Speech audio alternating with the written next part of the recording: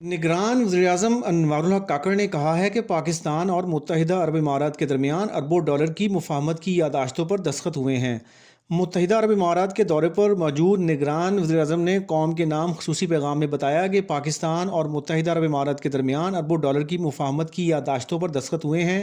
पाकिस्तान मुत्तहिदा अरब इमारात नए दौर में दाखिल हो गए हैं। निगरान वज़ीर-ए-आज़म के मुताबिक आज शेख मोहम्मद बिन ज़ायद अल नहयान ने दो तरफ़ा ताल्लुकात को नई जिहत दी है। बहुत जल्द पाकिस्तान की मईशत पर मस्बत असरात सामने आएंगे। यूएई और पाकिस्तान के दरमियान मुआशी ताउन के नए दौर का आगाज़ हो गया है।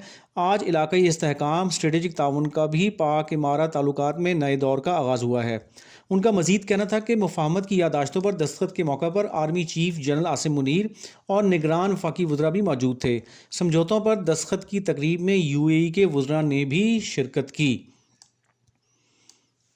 हुकूमती ज़राए का कहना है कि मुत्तहिदा अरब इमारात पाकिस्तान में 20 से 25 अरब डॉलर की सरमायाकारी करेगा।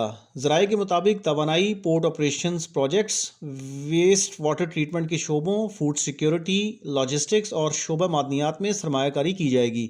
बैंकिंग एंड फाइनेंशियल सर्विसेज के शोबों में भी सरमायाकारी के MOUs पर दस्तखत किए गए हैं। ज़राए का मज़ीद कहना है कि UAE की सरमायाकारी से पाकिस्तान में मुआशी इस्तेहकाम की राह हमवार होगी। सरमायाकारी से SIFC के तहत मुख्तलिफ इक़दामात पूरे करने में भी मदद मिलेगी।